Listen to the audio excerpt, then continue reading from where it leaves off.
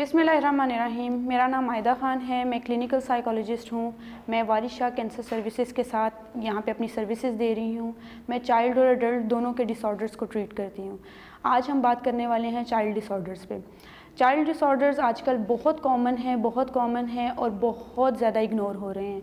वो जब टाइम गुजर जाता है हम लोगों को तब पता चलता है कि हमारे बच्चों में कुछ मसाइल हैं, कुछ मसले हैं जो टीचर्स और आसपास के लोग उनको फिगर आउट करते हैं, और तब तक टाइम गुजर चुका होता है बच्चे का भी और उस काम का भी जो उस पर होना चाहिए था वक्त पे।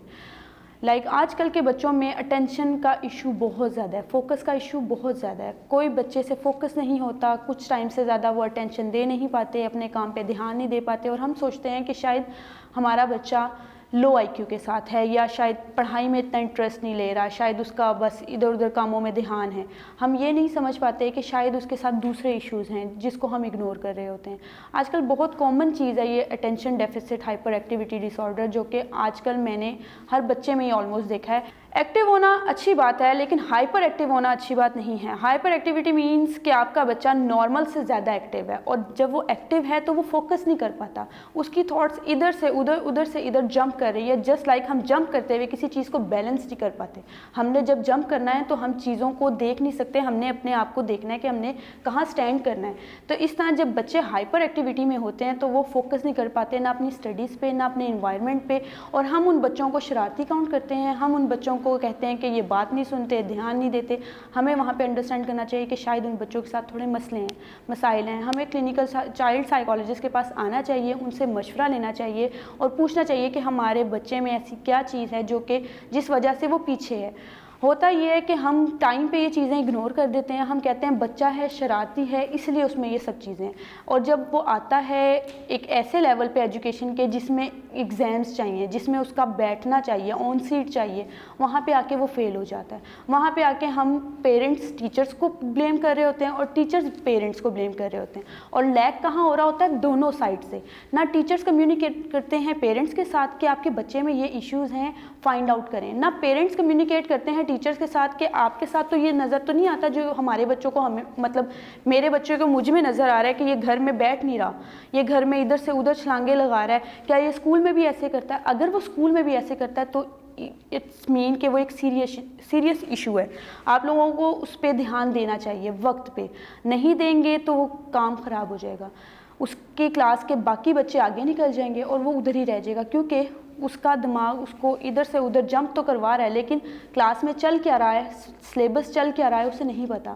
ए के बाद बी आता है, उसे यहाँ तक तो पता है, बी से सी तक में उसका फोकस, उसका अटेंशन डाइवर्ट हो गया, इधर से उधर हो गया, उसे नहीं पता कि सी आता है। बाकी बच्चे आगे निकल गए क्योंकि उनका अटेंशन नॉर्मल है।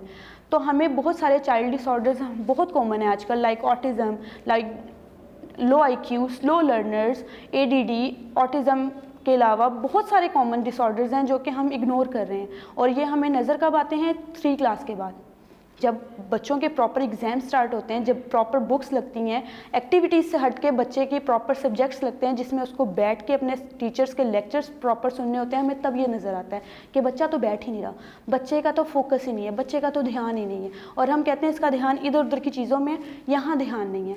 लेकिन तब वक्त गुजर चुका होता है। तब जब हम काम करना शुरू करते हैं, हम एज अ चाइल्ड साइकोलॉजिस्ट, तो हम कहते हैं कि बच्चे का आप लोगों ने वक्त ज़ाया किया। आप उस वक्त में जब एक्टिविटीज़ वाला ही काम था आप हमारे पास लाते, हम उसका वो काम करके उसका ऑन सीट बेटर करते, उसका फोकस, उसका अटेंशन, हर चीज़ बेटर करते, और जब एज आती है उसकी बैठ के लेक्चर सुनने वाली तो वो लेक्चर लेता। मैंने ऐसे बहुत सारे केसेस ट्रीट किए हैं, बहुत सारे स्टूडेंट्स मेरे पास आते रहे हैं, LGS के, बिकेन के, बहुत सारे बच्चे आते रहे हैं, और इश्यूज़ क्या था कि टाइम निकल जाता है, पेरेंट्स तब लाते हैं। बहुत सारे ऐसे भी हैं जो कि ऑन टाइम लाते हैं और आज उनको आउटकम्स बहुत अच्छे मिल रहे हैं, और वो मतलब अपना भी, मेरा भी, अल्लाह का भी शुक्र ही गुजार होते हैं कि हमने वक्त पे पकड़ ली चीज़। तो बेहतर होता है कि अगर हम वक्त पे कोई चीज़ पकड़ लें तो हमारा ही फ्यूचर अच्छा होगा, क्योंकि बच्चों की डिस्टर्बेंस किसी से बर्दाश्त नहीं होती।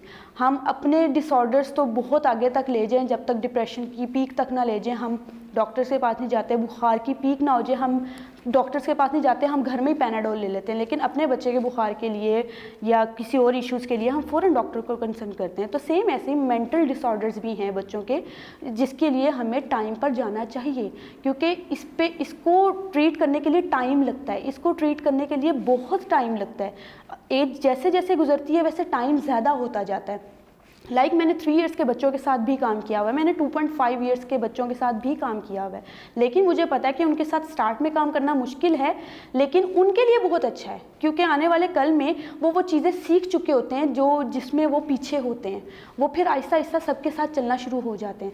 हम मसला कहाँ क्रिएट करते हैं, जब वो 2.5 में हमें मसले नज़र आ रहे हैं कि बहुत सारी चीज़ों में ये फिक्स ही है, बहुत सारी चीज़ों में इसके रिपीटेटिव बिहेवियर्स हैं, हम वो चीज़ें इग्नोर कर रहे होते हैं। अटेंशन नहीं है, इसकी फोकस नहीं है, हाइपर एक्टिविटी है, हम इग्नोर कर रहे होते हैं। फिर हम स्कूल में डाल देते हैं, हम कहते हैं लो जी बच्चों के साथ खेलता ही है, स्कूल के पार्क में चला गया, इधर उधर चला गया, हम उसको नॉर्मल काउंट करते हैं। जब वो एज बढ़ के 6 पे आती है फिर हमें चीज़ें नज़र आना शुरू होती हैं, फिर हम समझने में 1.5 साल ज़ाया करते हैं कि क्या मसला हो सकता है। फिर जब 7-8 साल का बच्चा पहुँचता है ना, फिर आप कंसर्न करते हैं, हमारे पास आते हैं, तब हमारे लिए काम करना तब भी मुश्किल नहीं है, हम कर लेंगे, लेकिन तब बच्चे का आप वक्त ज़ाया कर चुके हैं। आप अपना और अपने बच्चे का सोचें, क्योंकि काम तो हमने करना ही है, चाहे आप फिर 12 साल का बच्चा लाएं हमारे पास, चाहे 3 साल का, चाहे 2.5 साल का, काम करना हमारा फ़र्ज़ है। लेकिन बेहतर है कि अगर आप वक्त पे आ जाएं तो आपके बच्चे के लिए और आपके लिए आसानी है, ताकि उसका वक्त ज़ाया ना हो और वो बाकी बच्चों के साथ बहुत जल्दी कोप कर सके, ना वो बुली हो, क्योंकि बहुत बच्चे बुली होते हैं। मुझे पता है टेंशन नहीं है, लो जी फोकस नहीं है, टीचर ने कहा क्लास से बाहर चले जाओ, बच्चा बाहर चला गया, बुली हो रहा है कि लो जी क्लास से बाहर चला गया, और रीज़न क्या है कि उसका फोकस नहीं है, उसका अटेंशन नहीं है।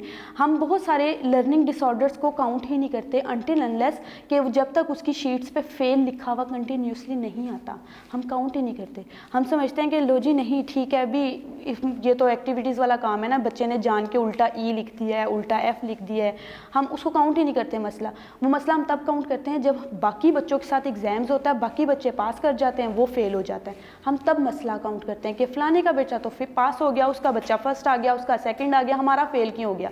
भाई वक्त गुजर गया है, ये वक्त नहीं था आपके काउंट करने का कि बच्चा फेल क्यों हो गया। आपका वक्त वो था जब आपने शुरू में ही देख लिया कि आपके बच्चे से ये नहीं हो रहा।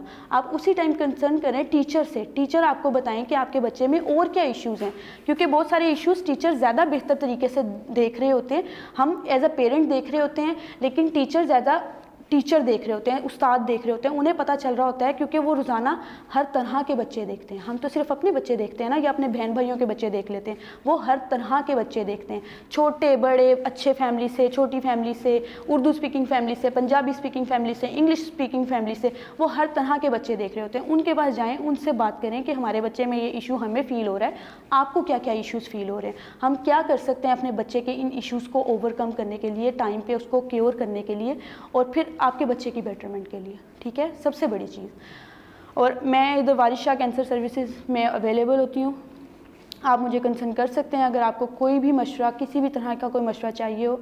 थैंक यू सो मच, इजाज़त दीजिए।